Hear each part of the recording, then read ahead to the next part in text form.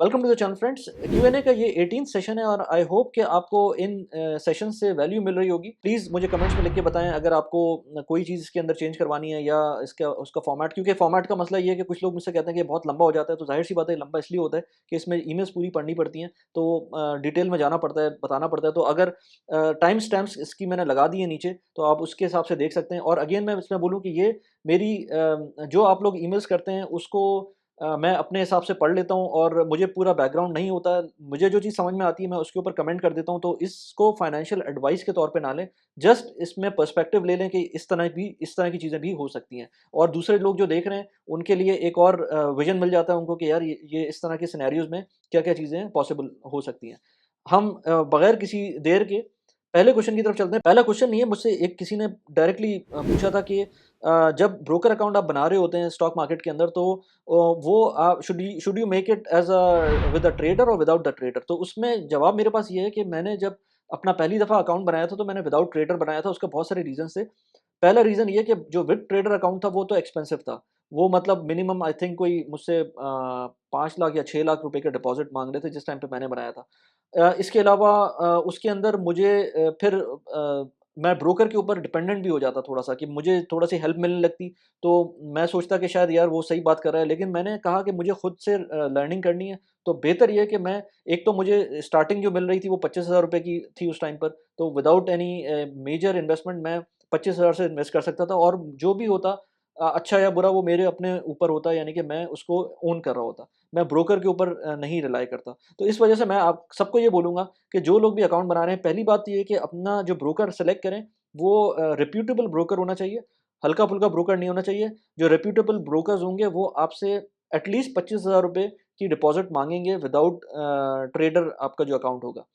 तो make sure करें कि आपका जो ब्रोकर है वो अच्छा हो। दूसरा ये कि ट्रेडर की ज़रूरत नहीं पड़ती। बहुत सारे लोग मुझसे कहते हैं कि उनका ब्रोकर अच्छा नहीं है, तो ब्रोकर अच्छा नहीं है का मतलब ये होता है कि आप लेट्स से पैसे ट्रांसफ़र कर रहे हैं, तो वो टाइम पे ट्रांसफ़र नहीं हो रहे हैं, कस्टमर सर्विस अच्छी नहीं है, उनका सॉफ्टवेयर में कोई प्रॉब्लम है। इस तरह की बात कोई मुझसे करेगा, तो वो तो मुझे समझ में आती है कि ब्रोकर अच्छा नहीं है। लेकिन अगर कोई मुझसे बोले कि यार उसकी टिप्स इतनी अच्छी नहीं है, उसने टिप्स अच्छी नहीं दी हमको, हमारा नुकसान करा दिया, तो वो अच्छा हो ब्रोकर या बुरा हो, वो नुकसान आपको खुद बियर करना है। मैं कभी भी ब्रोकर के कहने के ऊपर कोई चीज़ नहीं बाय करता, क्योंकि ये आपके अपने पैसे हैं। This is your own money. और जितनी आपको अपनी चीज़ों की खुद केयर करनी आनी चाहिए, वो दूसरा नहीं करेगा। इसलिए ब्रोकर ना यूज़ करें, तो आई मीन ट्रेडर यूज़ ना करें, अपना काम खुद करें। हैविंग सेड दैट, पहले क्वेश्चन की तरफ चलते हैं। पहला क्वेश्चन है फ्रॉम पाकिस्तान और let me read this out. Dear Wali Khan, hope this email finds you well. My name is, मैं नाम नहीं ले रहा, 29 फ्रॉम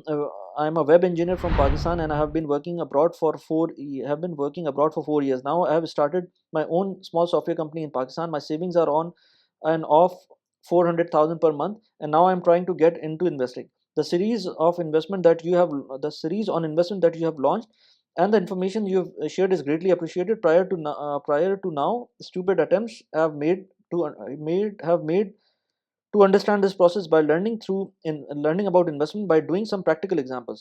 Actually, अच्छा मतलब ये इनका कि जो है ना, ये स्टुपिडिटी कर रहे थे by going into practical examples. मैं मेरे ख्याल से आप अगर खुद सीखते हैं किसी चीज़ को by practically going into it, वो ज़्यादा बेहतर है। सिर्फ एक कैविएट ये है कि आप कभी भी ज़्यादा पैसे इन्वेस्ट ना करें, थोड़े बहुत पैसे इन्वेस्ट करें, खुद सीखें। अपनी गलतियों से खुद सीखने से बंदा बहुत कुछ वो चीज़ करता है जो दूसरे बताएं तो वो नहीं हो पाता।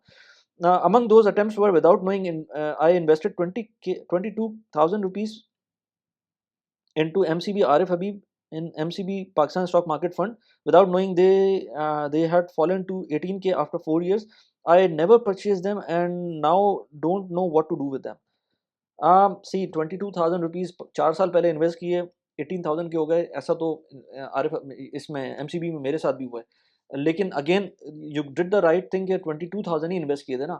आपने ज़्यादा पैसे इन्वेस्ट किए होते तो सोचें क्या होता।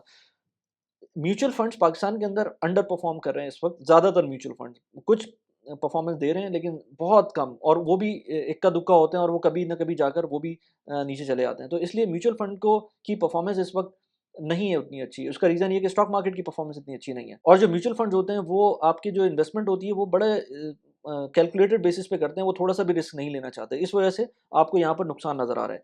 तो इसका हल ये है कि आप जो म्यूचुअल फंड जिस चीज़ों में इन्वेस्ट कर रहे हैं उसको ज़रा मॉनिटर करना शुरू करें और ख़ुद स्टॉक्स में इन्वेस्ट करना शुरू करें। ये मेरा हमेशा से मैं बात करता हूँ कि आपको इन्वेस्टमेंट जो करनी है स्टॉक्स के अंदर वो खुद से करनी है। म्यूचुअल फंड्स शुरू में अच्छे होते हैं 1 से 2 साल मैक्सिमम, उसके बाद आपको ये काम खुद करना है। A second mistake, I was getting stuck in a $500,000 per year insurance plan, which was a huge mistake since I didn't fully read the clause and the bank people kept lying to me. It has been 3 years and I cannot withdraw because I will lose money if I withdraw before 5 years. Acha. While I've made other similar mistakes as well, I watched Shark Tank after these mistakes, read book like Rich Dad and Poor Dad, Influencer by Robert B. Cialdini and Think and Grow Rich Afterwards. अच्छा, ये जो बाहर की books होती है ना वो पढ़ने के लिए अच्छी हैं, लेकिन उसके अंदर आपको थोड़ा सा लोकल नॉलेज भी होनी चाहिए और थोड़ी सी उसकी इम्प्लीमेंटेशन डिफरेंट तरीके से होती है। तो आप कितना भी आप बाहर की स्टॉक मार्केट की बुक्स पढ़ लेंगे, वो उस तरह से बुक्स पढ़ना बहुत अच्छी बात है, लेकिन उसकी इम्प्लीमेंटेशन उस तरह से नहीं होती है, तो उनको थोड़ा सा पर्सपेक्टिव लेना चाहिए। From the content I consumed before, I understood that if I wanted to protect my money from devaluation, I started saving in gold. Today, I am very interested in learning how to invest this money in mutual fund or stock. The biggest challenge I face is that I have a limited time to devote my task, so I am searching for the most effective way based on my situation to make myself focused. Your guidance is truly appreciated. You are in the same dilemma many people are in. उसमें मसला ये है कि लोगों के पास time नहीं होता investment को करने का, लेकिन नुकसान जब देखते हैं तो उसके बंदा अफ़सोस के अलावा और कुछ नहीं कर सकता। मेरे ख़्याल से आपको हर रोज़ 1 घंटा निकालना है अपनी इन्वेस्टमेंट्स को टाइम देने के लिए। अगर आपने कुछ नहीं किया हुआ तो आपको कम से कम 1 घंटा रोज़ाना निकाल के पहले तो स्टडी करना है कि स्टॉक मार्केट कैसे काम करती है, म्यूचुअल फंड्स कैसे काम करते हैं। क्योंकि म्यूचुअल फंड्स में मैं इन्वेस्टमेंट को बिल्कुल भी रिकमेंड नहीं करता, जिन्होंने ऑलरेडी 1-2 साल इन्वेस्टमेंट कर दी है। नए बंदे के लिए तो मैं इन्वेस्टमेंट डेफ़िनेटली म्यूचुअल फंड में ही कहता हूँ कि आप वहाँ से स्टार्ट करें। लेकिन अगर आपको 2 साल हो गए हैं, 3 साल हो गए हैं, तो आई वुड डेफ़िनेटली आपको मैं कहूँगा कि आप डायरेक्ट स्टॉक्स के अंदर जाएँ, म्यूचुअल फंड्स की रिपोर्ट पढ़ें और उसके बाद उन स्टॉक्स के अंदर इन्वेस्ट करना स्टार्ट करें। आपके केस के अंदर भी आपने एमसीबी आरिफ हबीब है, आई थिंक उसके अंदर मेरा भी अकाउंट है। लेकिन मुझे पता है उसके अंदर उसने इतना अच्छा रिटर्न नहीं दिया, मैंने उसके ऊपर वीडियोज़ बनाई हैं बाय द वे। फिर मैंने एकेडी के अपॉर्च्युनिटी फंड और गोल्डन एरो फंड के अंदर भी इन्वेस्ट किया था। वो एट हाई टाइम इन्वेस्ट किया था और वो भी मुझे उसने उस तरह का रिटर्न नहीं दिया, वो बल्कि नेगेटिव में चला गया।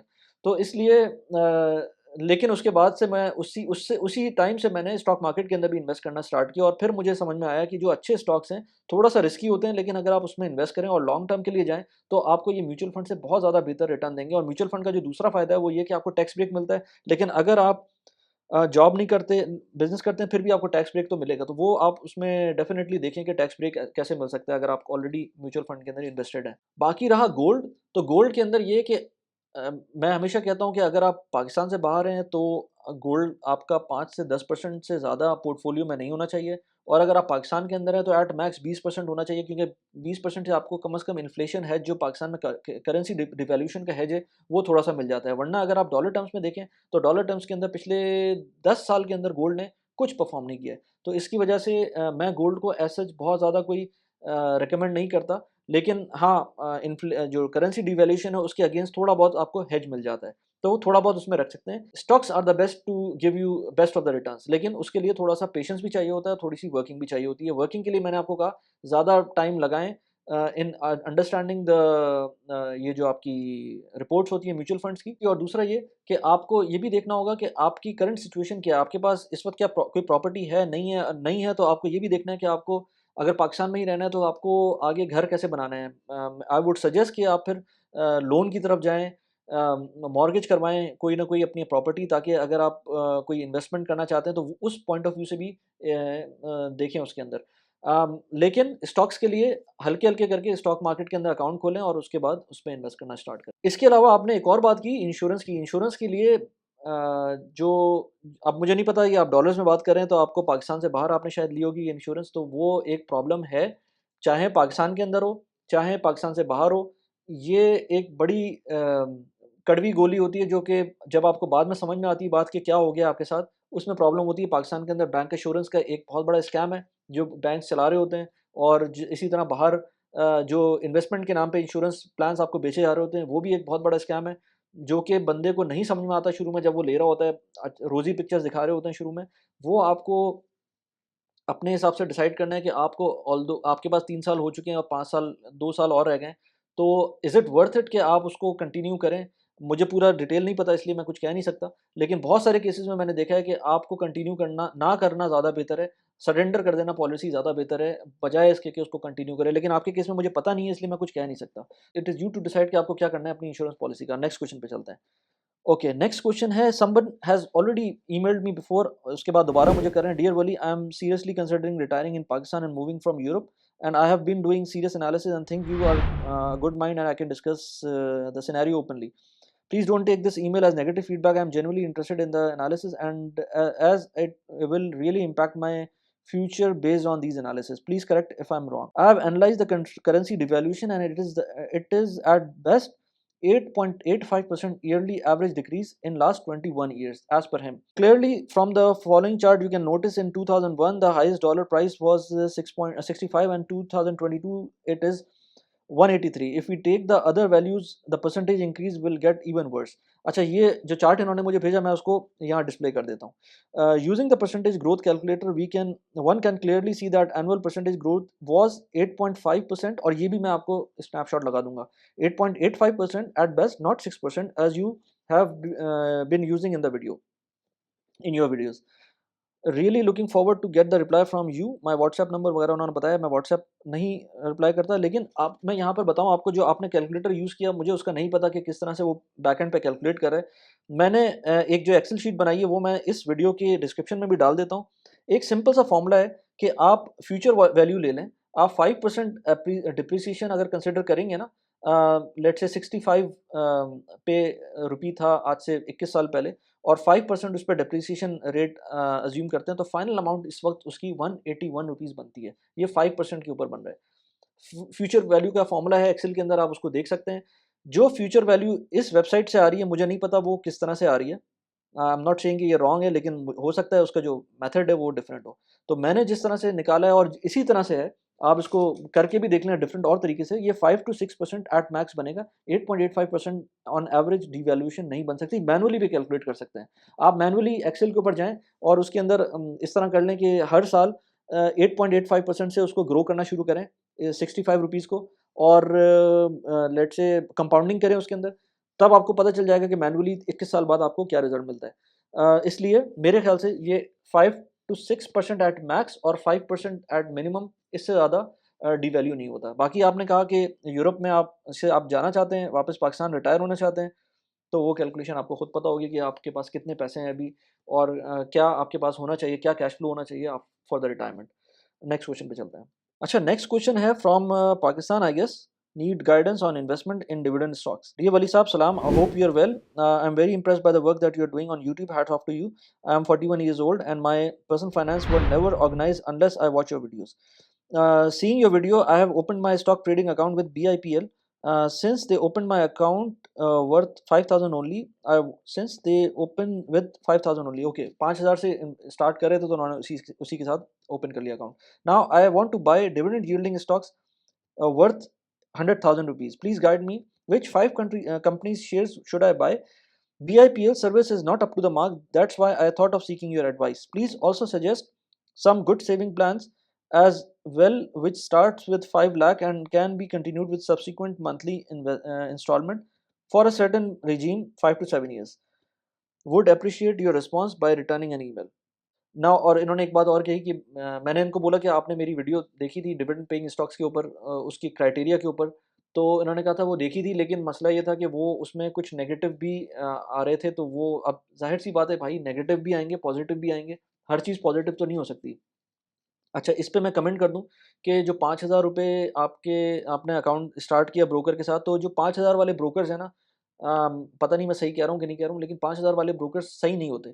जो मैंने देखा है कि जो मिनिमम अमाउंट आपसे मांग रहे हैं जो अच्छे ब्रोकर्स हैं, वो 25,000 वाले होते हैं, जो 25,000 की मिनिमम इन्वेस्टमेंट आपसे बोलते हैं कि आप करें. तो अच्छा, उसमें अगेन मैंने पहले वीडियोज़ में भी बोला था कि आपके अच्छे ब्रोकर का मतलब क्या है, उसका क्राइटेरिया क्या है. मेरे ख्याल से जो अच्छा ब्रोकर होता है वो ये है कि आपको टाइमली रिस्पॉन्ड करे, टिप्स के लिए नहीं. आपने अगर लेट से पैसे ट्रांसफ़र किए हैं तो वो टाइमली रिस्पॉन्ड करके आपके अकाउंट में पैसे आ जाएँ, और आपका कोई टेक्निकल कोई क्यूरी हो तो वो फ़ौरन रिस्पॉन्ड करें. आपकी कोई लेट से आपकी कोई किसी किस्म की भी क्यूरी हो, उस पे फ़ौरन रिस्पॉन्ड करें. लेकिन टिप्स के पॉइंट ऑफ व्यू से कि आपको कोई अच्छी सी टिप दे दे, उससे आप स्टॉक खरीद लें, या आपको टाइमली कोई टिप दे दे, या कोई गलत टिप दे दे, उससे अच्छा या बुरा मेरे नहीं ख्याल के कोई बनता है, क्योंकि मैं उस पे बिलीव ही नहीं करता कि मैं किसी स्टॉक ब्रोकर के ऊपर इस चीज़ के लिए रिलाय करूँ। मैं स्टॉक ब्रोकर को सिर्फ़ एज़ अ इंटरफ़ेस यूज़ कर रहा हूँ स्टॉक्स खरीदने के लिए। अब बात करें कि आपने जो कहा कि कौन से स्टॉक्स लें, तो वो मैं नहीं बता सकता। मैंने वीडियोज़ बनाई हुई हैं उसके ऊपर कि मैं कौन से स्टॉक्स में इन्वॉल्व्ड हूँ और क्या क्राइटेरिया होता है मेरा डिविडेंड पेइंग स्टॉक्स को सेलेक्ट करने का। मैं रिकमेंडेशन किसी को भी नहीं देता। उन वीडियोज़ को आप जाके देख सकते हैं। अगर आपको समझ में आता है तो वो स्टॉक्स खरीद लें। अगर आपको लर्निंग करनी है तो आप उनको हल्के-हल्के करके देखें। 1 साल के अंदर आपको हर चीज़ समझ में आ जाएगी। तो you have to give some time. ज़्यादा पैसे शुरू में ना लगाएँ। हल्के-हल्के करके आप देखें, ट्रेंड भी देखें उसका, डिविडेंड पे आउट्स देखें, उसकी रिपोर्ट्स देखें। उसमें ये देखें, जैसे अब एंग्रो की कंपनी है, एंग्रो फर्टिलाइज़र है। डिविडेंड बहुत अच्छा है, सब कुछ बहुत अच्छा है उस कंपनी का, लेकिन जो मुझे थोड़ा-सा प्रॉब्लम करता है, हमेशा मैं बात करता हूँ, ऑल्दो कि मेरे पास अभी भी फुल एक्सपोज़र है एंग्रो फर्टिलाइज़र का, लेकिन जो मुझे प्रॉब्लम करती है वो बात, डिविडेंड पे आउट पूरा का पूरा डिविडेंड पे आउट कर देते हैं अपने प्रॉफ़िट का। तो उसमें वो किस तरह से कर रहे हैं, मुझे उसका आइडिया नहीं है। तो इसलिए इस तरह की चीज़ों को देखना चाहिए कंपनीज़ को एनालाइज़ करने से पहले, लेकिन मैं आपको रिकमेंड नहीं कर सकता। इसके अलावा आप मुझसे पूछ रहे हैं कि शॉर्ट टर्म में 5 से 6 साल, 7 साल के लिए कोई ऐसा प्लान बताएँ, तो देखिए, सेविंग्स का प्लान म्यूचुअल फंड्स होते हैं जिसके अंदर आपको कुछ गारंटीड इनकम वाले प्लान्स होते हैं, लेकिन मैंने ये देखा है कि म्यूचुअल फंड्स के अंदर जो मनी मार्केट के फंड्स हैं वो भी कोई इतना अच्छा परफॉर्म नहीं करते हैं। ब कर भी सकते हैं, लेकिन कोई गारंटी नहीं होती। तो उसमें आप फिक्स्ड डिपॉज़िट्स भी कर सकते हैं अगर आप if you are okay with that, लेकिन जो गारंटीड इनकम है वो आपको फिक्स्ड डिपॉज़िट से ही मिलेगी। स्टॉक से आपको लॉन्ग टर्म के अंदर चीज़ें मिल सकती हैं। तो मेरे ख़्याल से आप या तो म्यूचुअल फंड्स की तरफ जाएँ या फ़िक्स की तरफ जाएँ, जहाँ पर आपको जो ये थोड़े से पैसे जो 5-6 साल के लिए, 7 साल के लिए आपको इन्वेस्ट करने हैं। नेक्स्ट क्वेश्चन की तरफ चलते हैं। So next question is from Pakistan. I am a freelancer इन पाकिस्तान। मैं पाकिस्तान में होते हुए इन्वेस्टमेंट मीज़ान बैंक में इन्वेस्ट कर सकता हूँ? हेल्पलाइन एंड बैंक इन्फॉर्मेशन लिए सर्वर डिपॉज़िट अच्छा एनीवेज़ हुँ।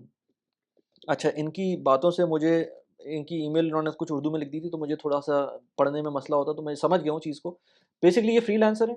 फ्रीलांसर के लिए पाकिस्तान में एक अच्छी चीज़ जो स्टेट बैंक ने अनाउंस की थी, वो ये है कि आप इसमें रोशन डिजिटल अकाउंट खोल सकते हैं। बीइंग अ फ्रीलांसर, और जो पैसे वहाँ से बाहर से आ रहे हैं, वो अपने बैंक डिपॉज़िट कर सकते हैं। और उसका फ़ायदा सबसे बड़ा क्या है?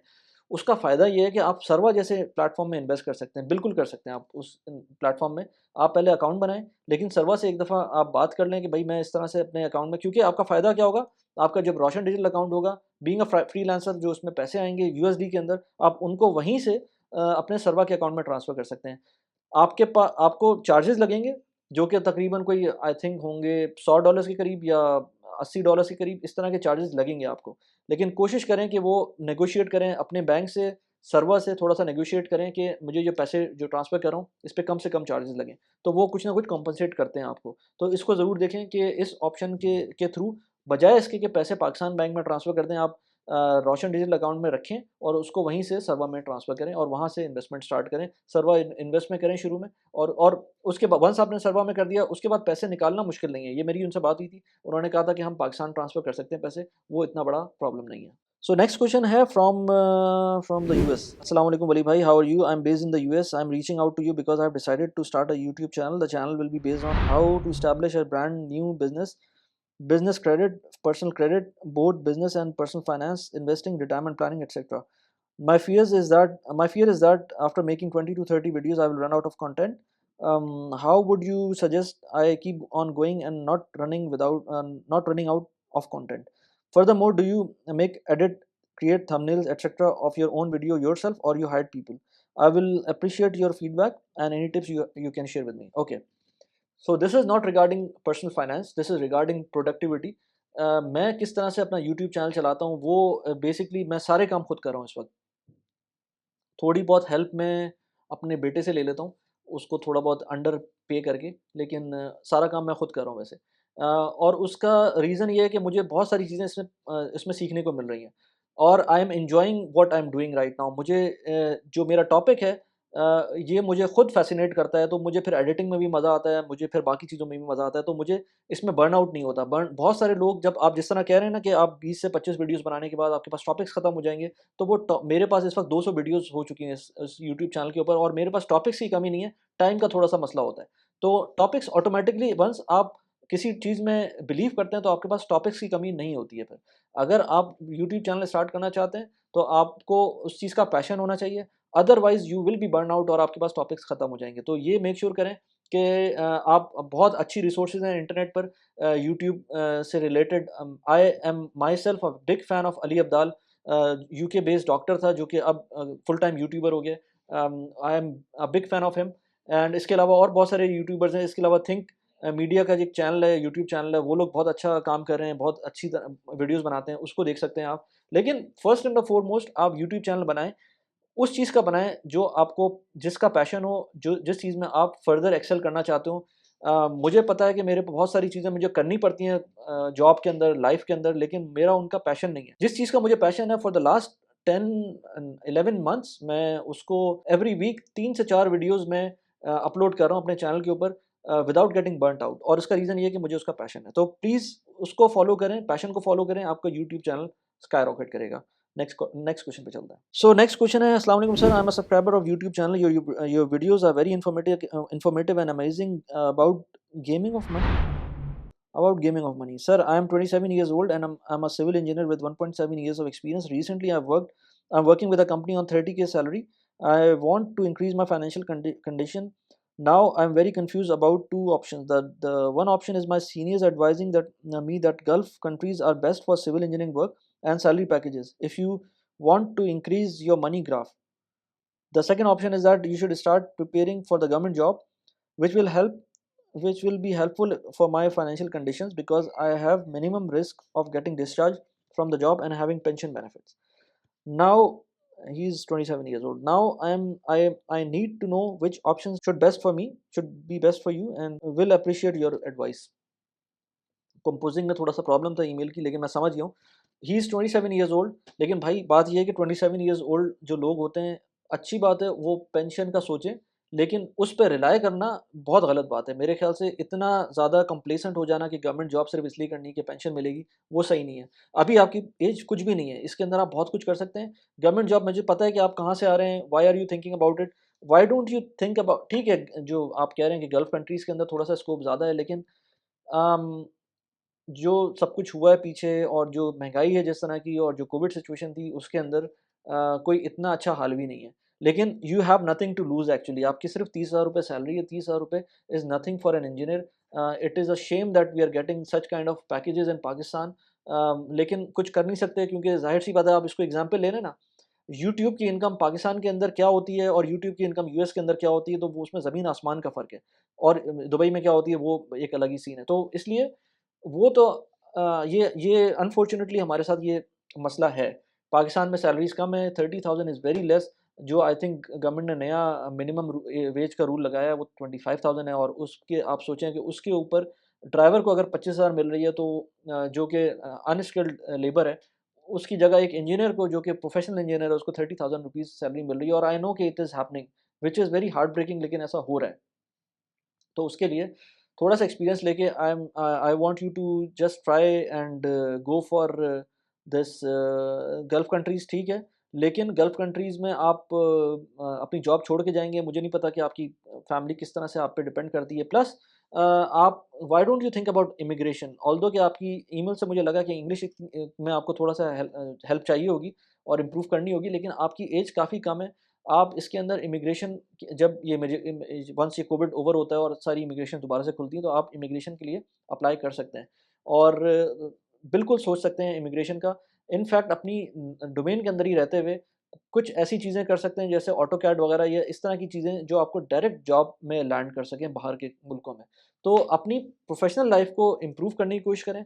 अगर आपको पैशन है सिविल इंजीनियरिंग का, तो आप पाकिस्तान के अंदर ही पहले तो अच्छा एक्सपीरियंस लें, अच्छे टूल्स पे काम करें। उससे फ़ायदा ये होगा कि आपका एक्सपीरियंस बनेगा और उस एक्सपीरियंस की बेसिस के ऊपर बाहर आप जॉब्स में लैंड कर सकते हैं। तो